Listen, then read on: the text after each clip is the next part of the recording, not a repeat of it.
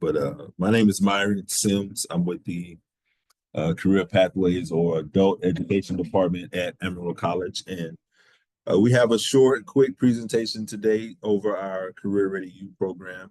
It's our adult education program at Amarillo College. So we just want to just go over our GED portion, our ESL portion, and our Career Pathways portion, and as the preachers say, this lesson will be yours. Amen. So before we get started, how long have you guys been in adult ed?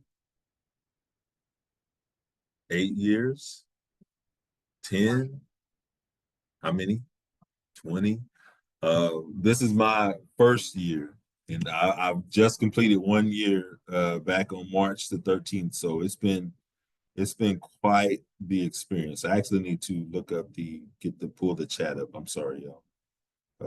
Don't want to leave our online folk out in the chat. So anybody else? Less than 2 years in adult ed? Yeah, like two. Two? What'd you think about it so far? I came from the alternative setting before, so I did like alternative teaching and then went into adult ed, but I love it. And now I'm going into like the career part of it. Okay. So yeah, this is all new to me. Education is not my background. I have a background more in working with at-risk youth in a child care type setting or residential child care type setting. And I've been with Amarillo College for about a year. So this is new to me. It's exciting, it's new, and it's challenging, it's hard, it's all of the things. But it's worth it. I kind of feel like I'm working with at-risk adults. So it was a nice transition into this field. And I feel like I had a little preparation, but I'm a little green when it comes to adult ed. So if I say something that is not adult ed lingo or adult ed friendly, just forgive me. But we're gonna go ahead and get started. Let me share my screen with the online people, and at any point in time, if you have questions, please don't hesitate to raise your hand, just blurt it out. I'm good with either way. We'll get this thing going, get you guys out of here, all those good things. So of course, like I said, we have a GED component and we have an it says screen sharing is paused. What did I do? What is going on?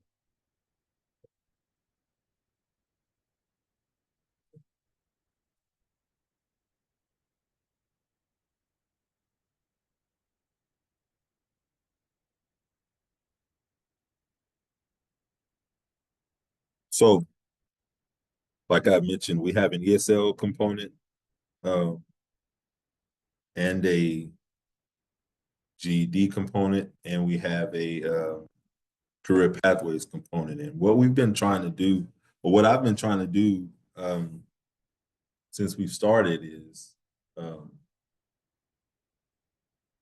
navigate them, make them work all together.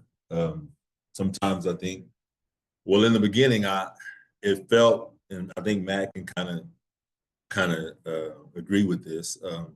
We were kind of working independently of each other, and I don't think we were getting the full benefit of the program. I think our students were being, put at a disadvantage because we were so GED focused and we were so ESL focused, and kind of left our career pathways piece kind of like dangling in the wind. So we've just been putting our heads together, trying to make sure we are all working pretty seamlessly together. And so we have some redesigns, some stuff that we're trying to do to make sure we are hitting numbers and reaching targets, but also providing the best experience for our students. So our Career Ready U program, we are a part of Amarillo College. We have our own building at Amarillo College. All of our classes, all of our instructors, staff, navigators, everybody's in one building. So makes everything really accessible for our students, our morning and our evening classes. We're in the process of getting our learning lab, our testing lab, all of that stuff set up. Currently now when students have to CASAS test or GED practice test, they're having to go to another building on the same campus, but it in the next month or so, hopefully we'll all be in the same building, doing everything out of that building. So, so our GED program, of course, I think it's standard as most adult education programs. I do have a question though, because this is kind of going to lead us into the rest of the discussion. Because I'm still trying to figure this out. Because like I said, I'm new to adult ed. How long should it take for a student to complete their GED?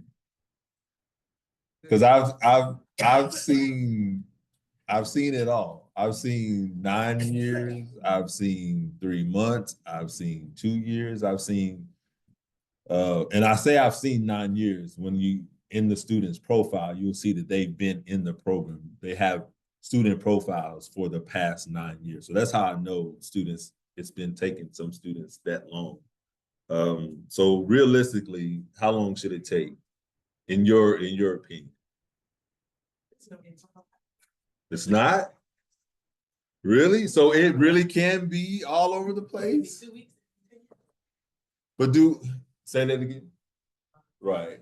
So there's like no kind of time frame that you guys work within in no. That's interesting.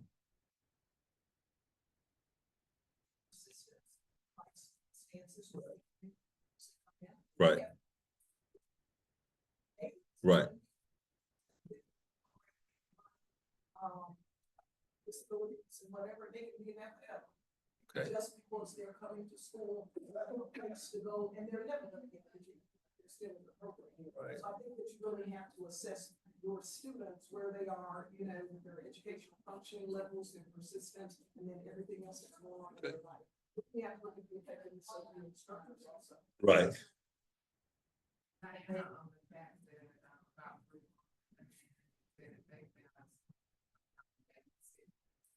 3 months, 6 months. They might show up only for 2 or 3 months and give them. Right. Yeah. Yeah. Anybody else have a different thought on that? People come for all this long time. We have reassessed and thought, you know, we need to serve more students and have more students have opportunity for the funding that's available. So they have streamlined. So we have a semester one, we have part A to semester part B, and then to the next semester part A, B. So kind of done. Wrap up. So it is a progression where the teacher is going to encourage you to kind of move on, not just stay on the bottom. Right. I think that's kind of where I'm at.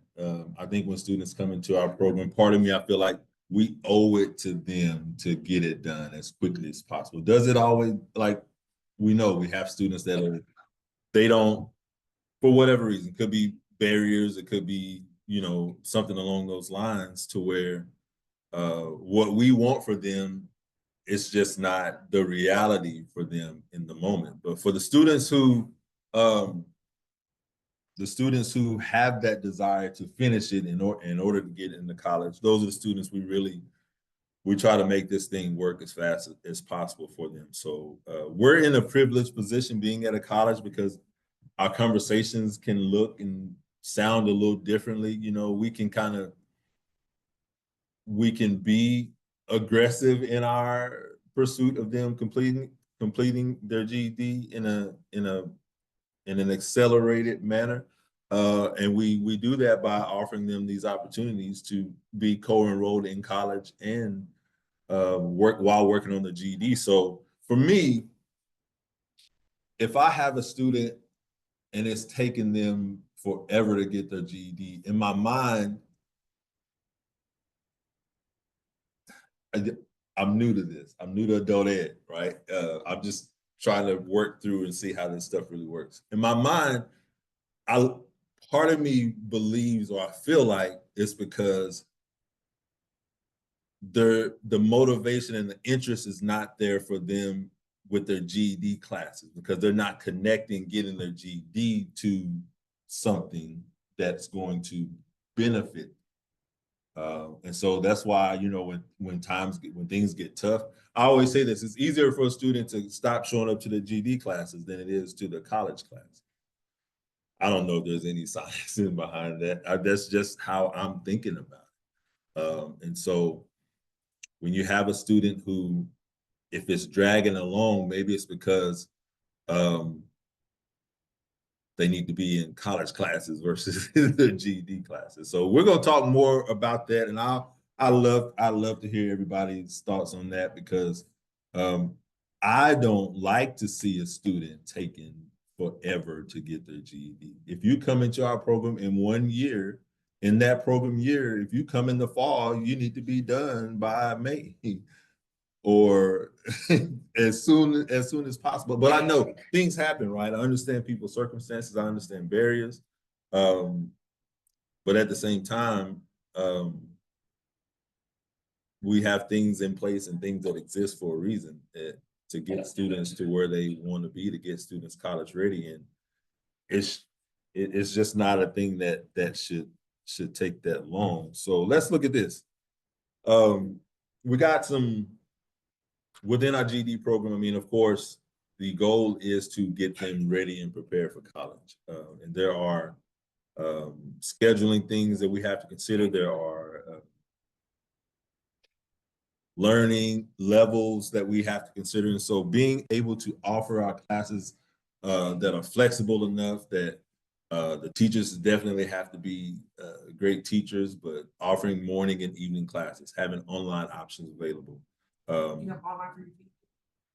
Yes. What are your stipulations for the students being access to online? So we've had it in the past, and I've seen a few models. I'm our HSE coordinator. I've seen a few models, and we kind of fell off of having it. I've actually been working on some. He's mentioned a redesign. We're redesigning a lot of things in our program, even from what's on here, to offer more support, whether it's classes online, things like that. What we have right now is the requirements are just to get into distance learning or online learning using Aztec, which is what we use. You have to have completed 15 direct contact hours first.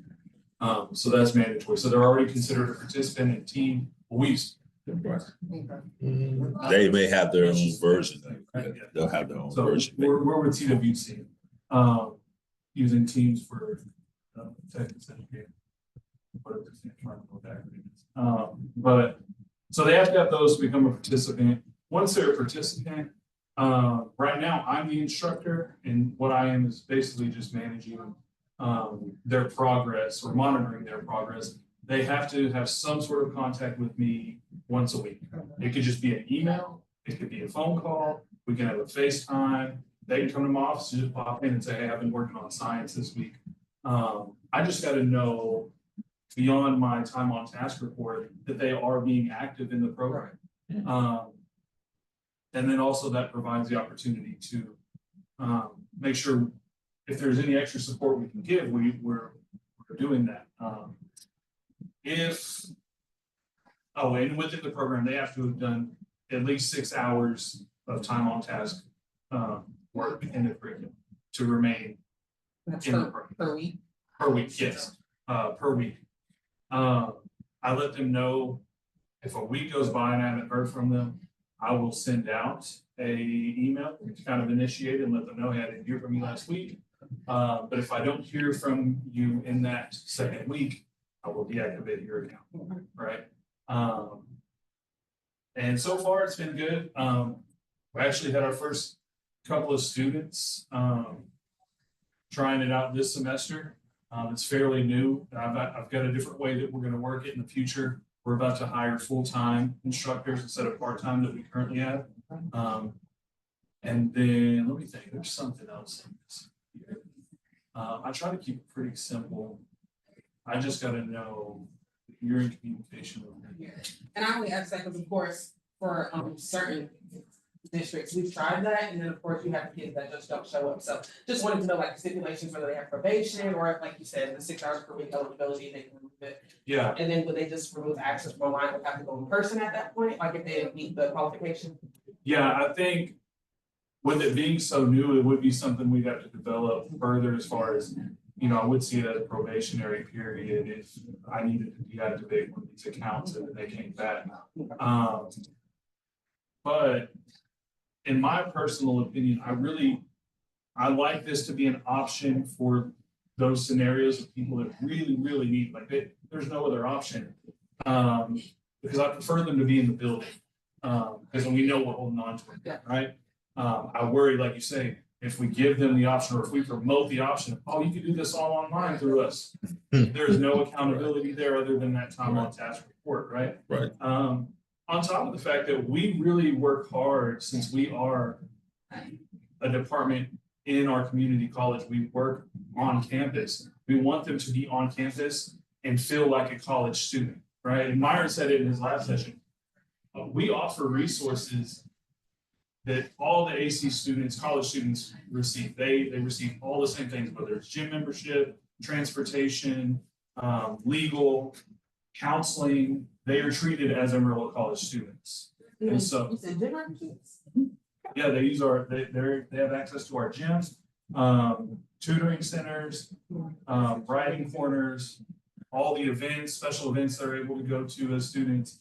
And that's what we try to promote, because we do want them enrolling in college. So the more that they are on campus and feeling comfortable there, and I know for me, when I went to college, I'm a non-traditional first generation student. I felt like an imposter every time I stepped on campus, even because I went to AC, even at our community college, you know, and it was even scarier when I went to our university down the road, WT. I always felt that way. So the more comfortability we can have with them being on campus, the better. So it's pretty, I don't think there's too many stipulations for distance learning right now, but it is something that if you just hold on to it tight, and like you said, to keep them from just disappearing on you, I think they'd probably have an easier time just coming to class. Yeah. Thank you. So when a student enrolls in a program, I'm assuming everybody has the same kind of process. They're taking some kind of pre-assessment test, CASAS, TABE, GED practice test, whatever the case may be. So these students come in, they complete their applications, they're scheduling their testing day, they show up to take their test, they meet with a navigator once they finish to go over their testing results. And based on their scores, that's going to determine whether we are recommending, and I tell these students this too, everything that we offer and tell them, it's all recommendation. Because in reality, you don't have to come to our program to get your GED. But if you come, because I've seen this too, for the students that it takes them a little longer, or they don't show up or whatever, and they kind of bounce out or phase out, it's somehow our fault.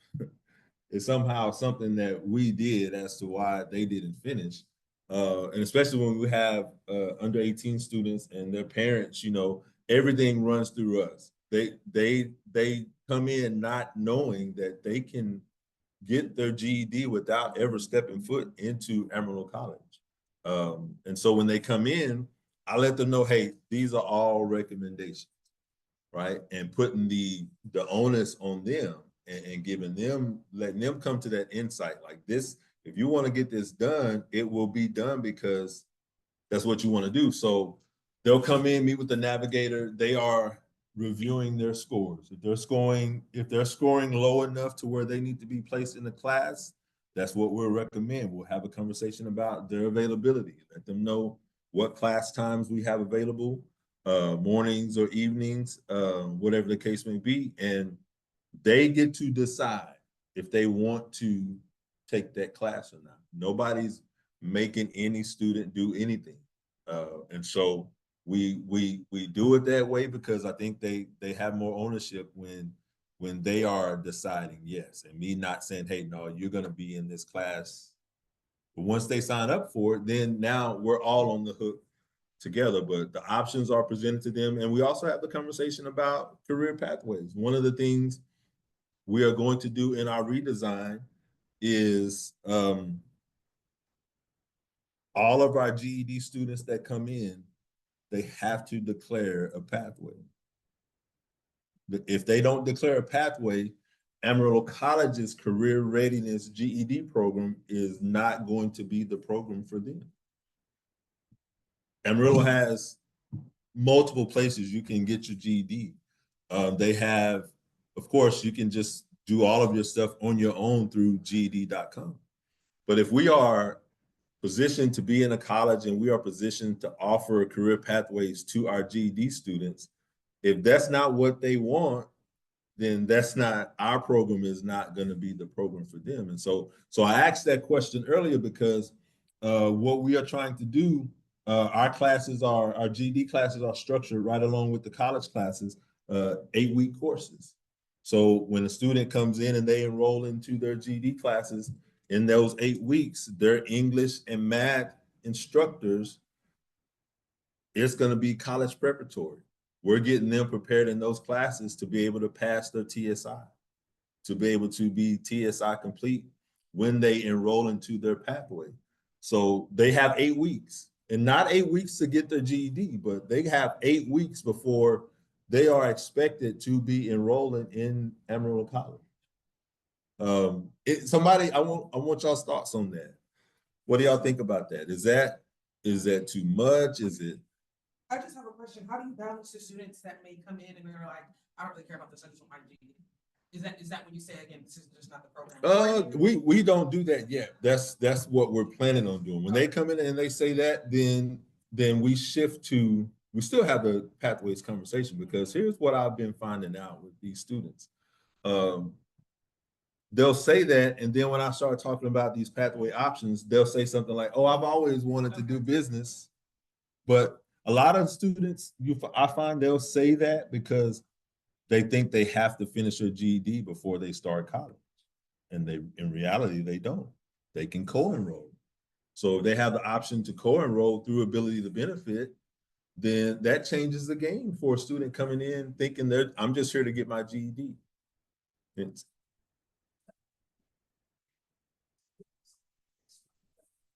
Yes, ma'am. Yes, ma'am. That is presented to you. Yes, ma'am. That's presented to every student when they meet with the navigator, the option to. Yes. Yes. That's how, in the redesign, that's how that's going to look. Right now, the conversation is still had with every student, but they're not having to declare a pathway at that time. Now, we're transitioning to where in July, starting July 1, our new program year, that's going to be the rollout. Students that come into our GD program will be expected to declare a pathway upon entrance into the program. And, you know, I'm pretty confident that I don't think we'll lose any students, because I believe that everybody, you're not showing up to Amarillo College's GED program if you're not somewhat interested in college. You can, because we have other programs in Amarillo that can get the GED. So, so yeah, when they come to Amarillo College, that lets me know something, something about college drew them to us. And so, go ahead, Matt. I just wanted to add something too. When we talk about this whole redesign, as far as the HSE side and us hiring full-time instructors, it is going to be a heightened expectation that when I think about those 8-week courses, right? We're planning on, you got 8 weeks in your math or your language arts, whatever courses you needed to be assigned to. By the end of those 8 weeks, you should be co-enrolled, right? You can continue to take classes with us. You can continue to come to our math classes, and that's all scheduling. AC offers a lot of online courses for our college classes, so there's a lot of flexibility there. We're still going to continue to have the resources and the support for them to continue that, but they are getting on that pathway faster. But it is going to be my goal for our instructors, even if they say, hey, I'm interested, I don't know what I want to do yet, right? That's conversation with the career navigators, but I want those instructors to make it a point that by the end of this 8 weeks, whatever it is we need to do to figure out what that career path is, and there's a lot of tools, and I don't want to get ahead of you. No, you good, you good. There's a lot of tools that we can use to help them identify those career pathways. But that is going to be the focus of the instructors beyond just the content of math or language arts. It will be assisting the department in helping these people find what is a career pathway they'd like to be on. And so your pathway, this is not IMT or any of that, this is just bring a pipeline into your college. That's what you're. Pipeline into the, yes. But it has to be an in-demand, highly targeted job in the Panhandle, according to Texas Workforce Solutions of the Panhandle. So we have identified jobs and careers, and those are the careers we're steering our students to. Because there are some college programs that we don't pay for. We only steer the students to the pathways that are outlined and listed that we can pay for. So if somebody wants to major in psychology, then they wouldn't be eligible for us to pay for their first 2 courses.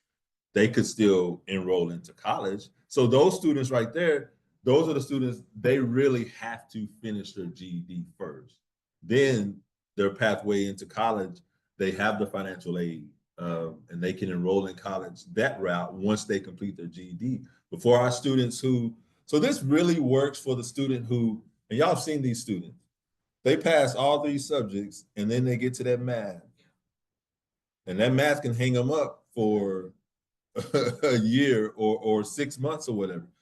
So take that student, they want to go to college, they haven't passed the math, you can get them on a career pathway and get them enrolled in college and get that hang up of math off of them, you know? And then it shifts their focus. They can get into college and go a while without even having to take any math, depending on what pathway they choose. And so I went, I spoke with our, because one of the things we do, we are connecting our students with people at Amarillo College, and we're having conversations about different pathways. Classes are taking campus tours at our East Campus, our industry campus. Our GED and ESL students, they're taking those tours. We're going into these classes, discussing pathways, discussing ability to benefit with all of our students. Even like I said, they meet with the navigator, they get it one-on-one. Any other questions or sessions they need with the navigator, they can have that. But we also go into the classrooms and talk about specific pathways. And so I went into the math class and showed them a business management pathway that did not have any math until you got to the last courses you would have to take. So if I'm a GED student and I'm struggling with math, but I want to go to college, you show me a pathway where I can get all the way to my advanced certificate in business management without having to take any math, I'm going to do that. I'm going to jump on that opportunity, and I'm confident in how I present that to them. I'm confident in how my navigators present that to them. I'm confident in how the teachers present that information to them, because, and you're honest with them. I'm honest. I'll tell them, if you had to choose to struggle with passing your GED math for the next 6 months or be enrolled in college for the next 6 months, which one do you want to do? Listen, I've never heard a student say, oh, I want to struggle with math for the next 6 months. The option is always, I'd rather go to college. So it really accelerates the student. It really gets the student from being hung up on, and I'm not saying, and Matt and I, we had this conversation earlier, I don't want anybody to think that, especially our students, to think that the GED is not important. It's very important. I even tell them, like, there are some jobs, even if you get your associates before you get your GED, you're still going to have that equivalency. But to be hung up on two sections of the GED test, or just one section, and you're hung up on that for the next year when you could have been taking a year worth of college classes. You can get an advanced business management certificate at Amarillo College in 8 months, 9 months, I believe. Yeah. You know, if you go back and look at the research, when, the Accelerating Opportunity Program was launched through JFF. Mhm. And, the adult ed programs across the country participated. You have solid data that show you that adult ed students do way better when they're on the college side than when they're in adult. Mhm. Side. Mhm. The reason being trauma that's associated with failing out of school in the first part of the student. Mhm.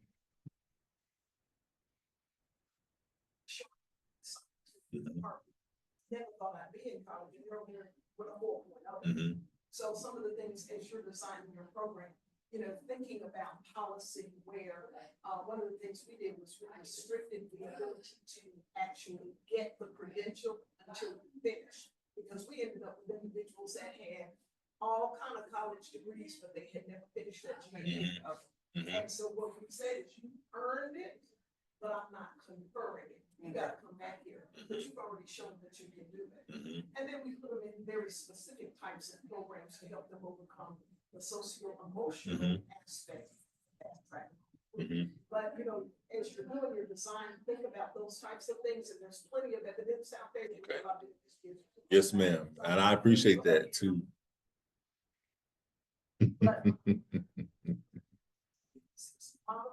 lot of research out there. You know, I'm from the state of Georgia. She'll give you my information. And y'all, is this Amarillo, Texas? Yes, ma'am. Oh, okay. We can talk, you know, I can to share with you the stuff that we did because we're in that program. We were one of the states that literally our adult ed students started over like 1,500 credentials when they thought that they were going to be Right. And so Right. and it was across the board, not just in 4 PhD. Right. So very advanced. So that makes me feel good, feeling like we're on the right track. Yeah, I would say if you would, he's gonna put his contact information up there. That would be great for our whole team to be able to find that data. And we're meeting, we have a new president as of, what was it, January 20th, and we're presenting our AEL department to her. She's very supportive and enthusiastic. That type of information would be really useful. Thank you for that. Thank you.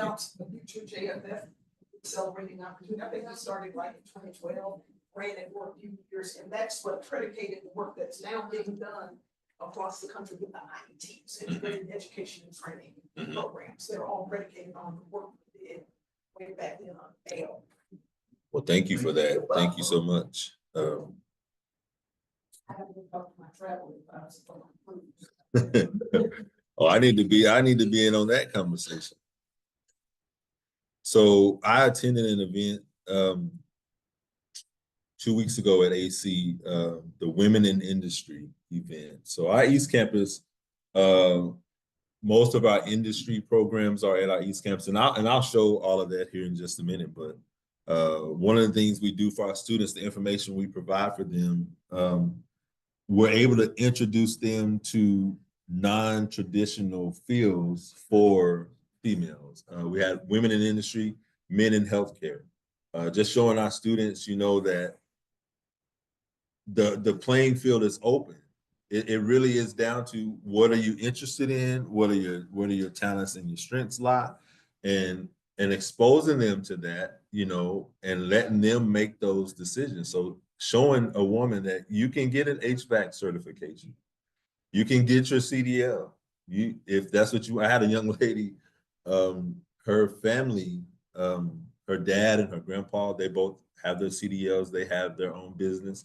And she said, that's what I want to do. She said, but I'm so terrified of driving trucks.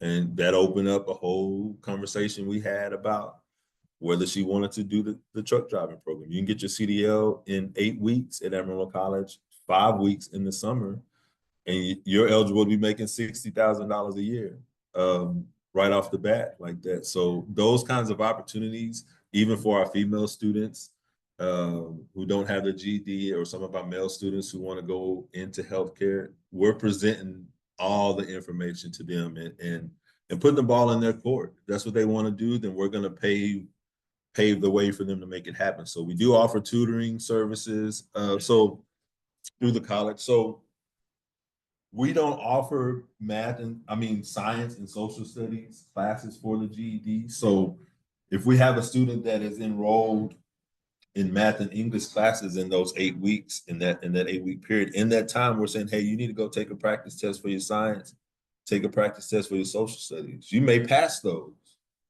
But at the end of those 8 weeks, by the time you're ready to take your math and your English, you're also ready to take your science and social studies. I would see where students never touch those until they finish their math and English, when they could have those completed. They can walk in and I'm trying to send them the next day, hey, go take that science and social studies practice test, just to see where you are. My boss, she said something to me and it made all the sense in the world. She said, Myron, you know why these students aren't passing their GED? I said, no. She said, because they're not going to take their test. I think the morning presenter said it best.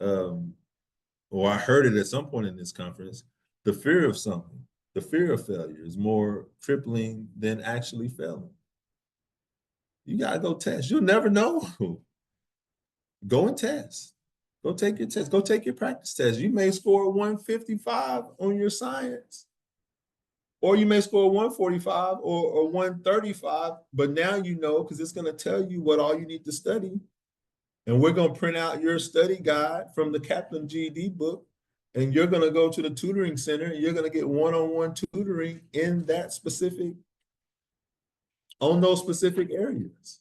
And so while you're going to tutoring, you're in class, or you're going to tutoring for all of them. So if a student, say a student comes in and they score 240, 245, or high 230s on their CASAs, and they may not need a math or English class, but they may need some tutoring, right?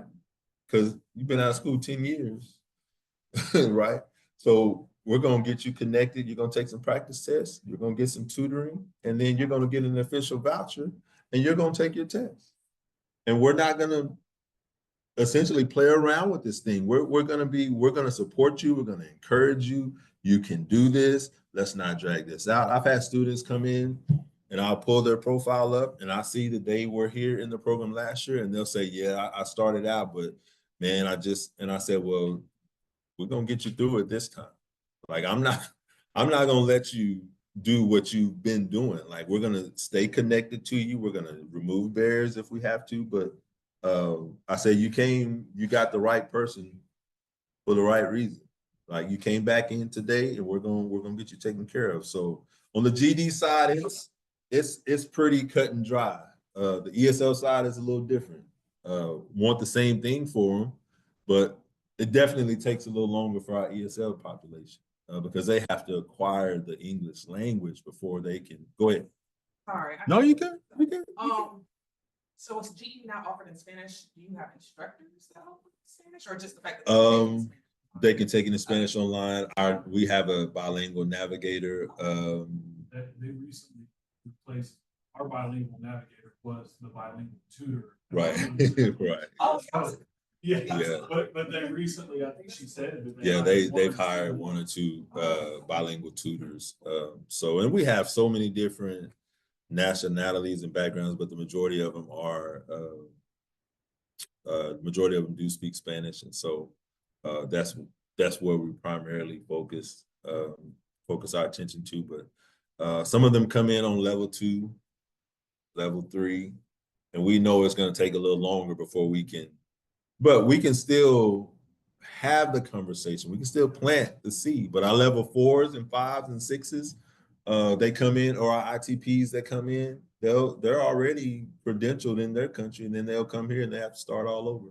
So they're just learning the English language. I've seen so many, they'll come in and they communicate really well, but they'll say, I'm not comfortable.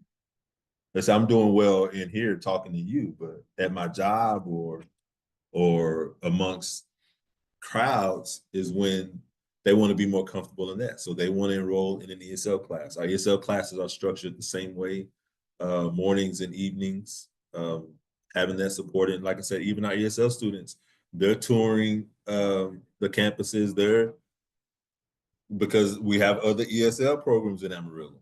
You're coming to Amarillo College, you're gonna get we're gonna have a college conversation with you, especially for our ITPs who think of y'all. Have you ever thought about how much that would suck? You got a master's degree in your country, and you come here, and now you're in a GED program. That's I, that's terrible. On top of everything else, now you're having to start over. But man, I'm glad we're in position to. They can get their GED fairly quickly. You know, they can get those practice tests. They can official tests, and we can truly put a lot of them on that same path to get their GED. And maybe it's only 8 to 16 weeks before some of our ESL students are enrolling back into college, getting back to where they were before they came here. So trying not to draw this process out for people, man, because times are shifting. The economy is doing its thing or whatever. Our country is doing its thing, and we need to make sure we are preparing our students for the world ahead. So this is really why we're here, this career pathways piece right here. So our students, as I mentioned before, in our redesign, they're going to have to declare a pathway fairly quickly. They're going to have to look at all of the communities, all of the programs that we offer, and they're going to have to tap into something deep, way deep down that maybe they wanted to do when they were a kid, maybe something they've seen their mom do or their dad do. They've always wanted to do it, but things happen. So we have our career pathways program through Ability to Benefit, where we're going to pay for those first 2 classes. Being able to tell those students that, hey, you can enroll into college for free. We'll pay for your first 2 classes. We'll pay for your supplies. And then after that, whether you have completed your GED or not, you're getting financial aid. And I mentioned this, I don't know if it was in our barriers presentation we did on yesterday, but for some of those students who may have financial struggles, they get into college and start getting financial aid and Pell Grants. That's a supplemental, that's supplemental money coming in. And that could be hopefully a motivator to keep these students in school, because they know they're counting on, they got some money coming their way that's going to help pay a bill, or that's going to help buy them transportation or pay rent for the next few months. So creating that opportunity for our students in an accelerated kind of way is what our Career Pathways program is all about. It's what our Career Ready You program is all about, and it's what our GED ESL programs are going to be shifting toward. It just makes sense. So there are 4 communities that we try to steer our students to, and within those communities, man, there's tons of things. So I mentioned to y'all about the business pathway. So we're talking about within business management, there's a basic, intermediate, and advanced certificate you can get while on your path to your Associates of Applied Science in Business Management. And within that business management, you can venture. You can be marketing. You can do entrepreneurship. You can do what's the economics. I think there are so many different options to choose from within that certificate. You can business management, but it can have a focus on it. So that's one that I'm really, really pushing, because those first 2 classes are so easy.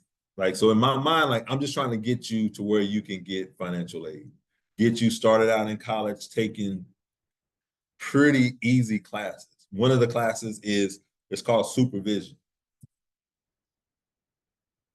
You've ever worked a job, it's studying the role of a supervisor. I think our students are more than capable of passing that. Now, this is on the business pathway, right? So one of the first two classes is gonna be a business class, studying the role of a supervisor, and it's going to be a communications and management or a speech class, business and professional speaking, something like that. Online options, in-person options, morning, evening. Showing a student that and really just saying, hey, man, you're capable. Like, I know you can you'll excel in this course. And we're actually looking to expand our IBEST services, our supplemental instruction services, where we have teachers contextualize some of the information and the concepts for our students. We're looking to expand our IBEST services into these business pathways. So imagine being able to take your AEL student and steer them into a program where they're going to continue to have support. They're going to have a supplemental instructor in class with them that can provide them in-class help and one-on-one tutoring afterwards. So really trying to create this system where we are able to follow them even once they get into the college. So food services management. A lot of our students, they work in restaurants and working in healthcare or things like that. So we're showing our students all of these pathways. We're showing our students all of these different options, and just allowing them to let their minds wander, so to speak. So legal studies is another one. And I got links. I have a link in here where you can go, and I think I don't know if I've uploaded this one yet, but I will. But there's a link to all of the different communities we have and the different programs of study that the students can choose. A lot of our programs have certificates, stackable credentials, as they call them. And then a lot of them, even if they don't have a certificate, as long as it's an associate of applied science, we usually can find something on that list, on the list of the highly targeted jobs or the in-demand jobs. So we kind of stay within that, in that vein, but also being able to offer a lot of different options from that. So we got our business community. We have our health and education and health services. So the student comes in, wants to be a teacher. I see that at least once or twice a week. One of our co-enrolled students who just started college when this last semester started back on March 17th, she's an education major. She came to us from Michigan, getting away from a domestic violence situation. She's here she has 3 kids, and she came to us needing help finishing her GED. She scored well enough to where she didn't need classes, and so she's a prime candidate for co-enrollment because her assessment scores were so high. It wasn't going to take her long to finish her GED. So we got her enrolled into college, and before classes started, she had finished her GED because she was that motivated. But we didn't want to waste that time because, you had that little window where you got 3 seats left in this college class.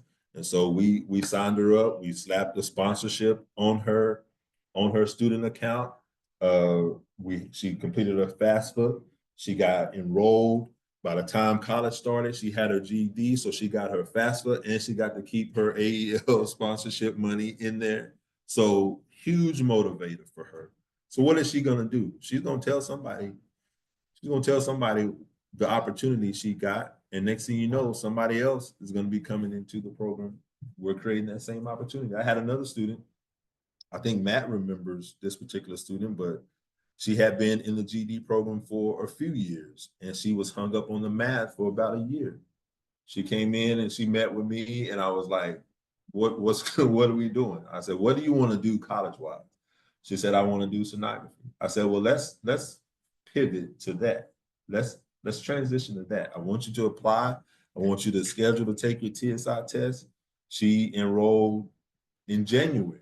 She enrolled in, I believe they enrolled her in, she ended up getting a scholarship from the foundation to pay for her classes, because the classes that she needed to take, because she didn't score high enough on her TSI, so she had to take the co-requisite English course. So her advisor put her in in English and then the co-rec course. And she made a B in the English class, and now she's taking medical terminology this semester. But I have a funny feeling if she hadn't done that, she'd still be trying to pass her math.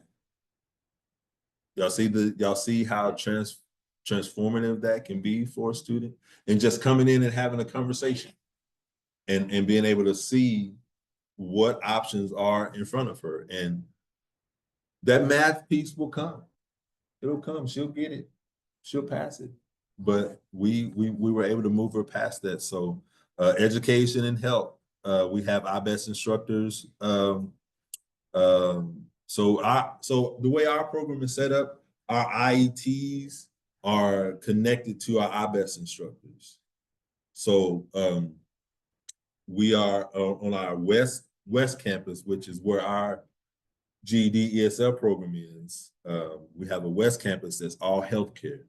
So we have one best instructor. I just hired another one if she accepts. So we're going to be besting or our IETs at the west campus is phlebotomy and the CNA program. So we're going to have two best instructors that are providing supplemental instruction, contextualized learning for our phlebotomy students and our CNA students. So being able to steer our students into those two fields. But if they don't want to do phlebotomy or CNA, I mean, we got dental, we have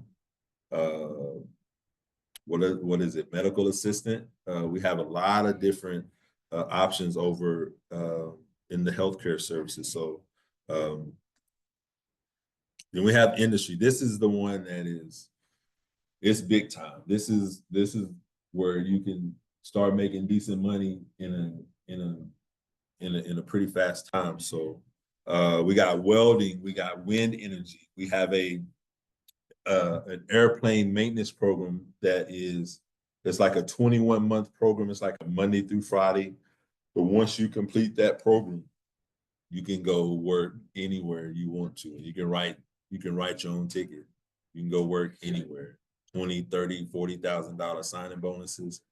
I think Amarillo College, from what the instructor was telling me when we went and toured, Amarillo College is one of the only colleges around that area for miles and miles that you can get this particular certification from. So, and that instructor he's the one that is able to do that. And there's nobody like him around for a while. So, but we haven't had any students show any interest in that program. But welding, one of the programs we best out there is our welding program. It's one of our IETs as well. So welding, our supplemental instructor there, she has her welding degree. And so she works with our welding students and she works with our CDL students. So we are at the East Campus. We have auto body or auto manufacturing or diesel manufacturing that we have an best instructor working with those students. We have welding, CDL, and I believe we're adding two more best instructors so we can capture even more students. So a lot of our East Campus students in our IET program, of course, those are the students who to be eligible for adult ed, they have to score below on their TSI. They have to be TSI incomplete. So a lot of our students, when they are TSI incomplete in their orientation, our best instructors are reaching out to those students. And if they're in the classes that they can best, then we're able to count those students towards our numbers as well. So we get majority of our MSGs come from our IET programs, actually. So, but being able to steer our GED students into college and become more intentional about that, we're able to even have more of those IET MSGs. So, and I think there's one more, right? No, yeah, nope, that was it. So, healthcare, business, industry, and for education, yeah, healthcare, education, industry, and business. So if y'all want to check all of those communities out, you can. I also put the link in there for our Career Ready U website. So all of my contact information is in there. Did you bring any new business cards, Matt? No, you did. Matt has some business cards if you need. I left all of them. So so my contact information is on here. Matt has some cards for you. So anybody have any questions? Did any of this, does it seem like something that, I mean, maybe is worth pursuing, or anybody doing something similar to this, or know of any programs that are functioning like this? What do y'all think? Because I'm really curious. Like, go ahead. So that's, the pathways. So the credit side has pathways. So we, on the non-credit, the work ready youth side, our work ready is our GED, ESL, and our short certificates. That side, we have now started to do these pathways. They don't have to declare the curriculum study unless they're in an IEP, but when they're in ESL or GED, they're in ESL for business, ESL for healthcare, ESL. There are because they start to learn the language that they need for that. So if you're in ESL beginning, intermediate, or advanced, so you're in business, you can't switch over to healthcare because you're learning the language of your job that you're going for. So that's how we have done it. The programs of study only because some grants require the program of study. So we have some of our IETs. So that's something I think I would like to maybe incorporate more is having the program of study like even earlier. But we do go for goals immediately. Part of the entrance intake is getting their goals. So we do have an idea, about what it is that they want to do. But we are in the beginning stages of utilizing the ability to benefit. We have not gone full blown with that. And actually, that's my department, my team that needs to do that. So that ability to benefit is something that we're just starting to be able to utilize. But we have gone through this pathway thing so that everybody understands what pathway you're going to, and it mirrors the credit side so that you can just continue. How did the students respond to that? Well, we had you have some like they're just going forever, and that whole idea of just this is a social event. Right. It's changing because it's not a social event. It's about a job. So we're moving towards that. So people are, they're understanding, they're moving and understanding that's a new culture. It's not, we're just not here to entertain. We are here to move towards, and the thing I think that's important that has changed is that's our conversation as soon as you come in. We are work ready you. You're here for work. So you're not trying to get a job, you don't want to ever work. This is probably not the program. You need to go to the other program. Right. We are here to help you get a job. So yeah, we push the IETs a lot. We go into the classrooms for the GEDs, and then our career navigators are talking about what IET are you interested in. So, but I like some of the things that you've said. Yeah, that's where we're trying to. That's where we're trying to go. We're trying to. I really appreciate you sharing Thank you, that, because I know me and Myra both said the HSE side for us is very clear. We have an ESL coordinator. She's not here. She's doing some research. But so we're like, good thing Tiffany's on that, because I don't really know how this flows for them. So hearing that, to me, that clicks where I'm like, I can see how that works. So I'm glad you shared that. Definitely. And so how this whole conversation redesign came about, pretty much, I think we wanted to have more accountability for our students. We wanted to make this a thing where, hey, when you come here, let's not waste time. Let's not waste our time. Let's not waste your time. Let's get you on a career pathway.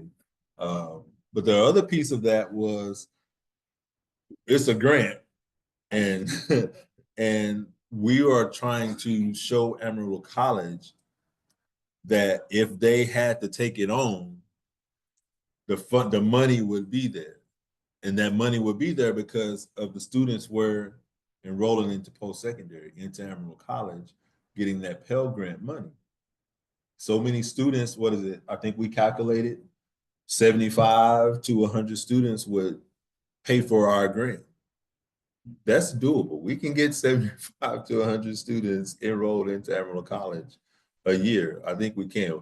You know, when we finally really started to shift it, and we started being more intentional about our conversations. It's just in one term, and it was a really quick turnaround. I mean, there were 9 students. I mean, just by really, because you have to be really, really intentional, and you have to be in their face with it often, or else life is going to take over. So ultimately, we're trying to get off this grant before the grant gets off of us. So that's really it. So we're essentially using the grant funds that we have now as seed money. We're redesigning our program and structuring it in a way, and hopefully being able to provide the numbers to where at the end of the grant cycle or whatever happens with all of this stuff, Amarillo College will say this is a valuable program because they're getting students enrolled into Amarillo College. So y'all pray for us. We're gonna need it. Anybody else have any questions? Okay. So when you hire your teachers, what expectations do they come in with? Because sometimes in our, with my teachers, we have a difficulty with them deciding, like, am I teaching to test versus for the GED, or am I teaching for them to actually retain for like life skills and college? That's a great question. So my instructors, I've only hired one, and a lot of them have been there since the program started, I think. So they're really good educators. I don't think that they've had, and I've been the HSE coordinator since November, right? So we're still going through some changes, right? And I don't want to culture shock them with anything. I don't think there has been previously an expectation for what they're doing, even as far as like getting students to test. I think they've just been going through the motions because they are part-time. That's what we talk about, where we want to hire full-time instructors, and this is your dedicated job, right? As soon as I started pushing and saying, hey, tell them to go practice test on any subject, tell them promote it, tell them to get out there and start testing. We've had them testing through the roof recently. I mean, we're running out of vouchers, you know, and it's because they didn't really know what they could be doing and what they couldn't.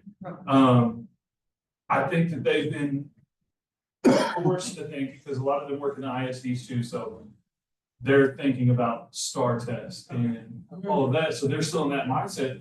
What I would like to shift towards is more of a thinking of college readiness. I want this course to cover GED math, but I want you to host it like a college professor. That's what I mean. So that when they go to that college course, they know how to access Blackboard. They know how to participate in discussions. They know how to check their grades. They know how to email their instructor. All of that so that they will be successful. And we'll have all the supports for the content, but I want it to not be about hurry up and cover all the content so they can take the test. Right. I want them to just know how to be a college student. The content is whatever.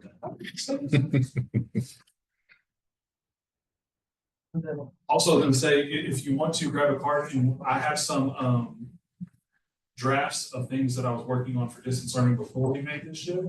So as far as like a handbook for a distance learning instructor, I'll happily share anything that I've got with you as far as the plans, and I've got the distance learning contract that students signed. So if you're interested in do that, just email me and I'll share that over to you.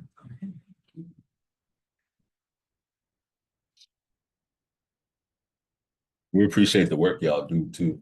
I mean, coming here, I realize it is, we're all connected in some kind of way.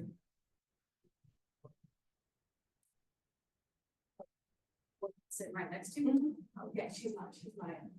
I like at first, but ask her Mary.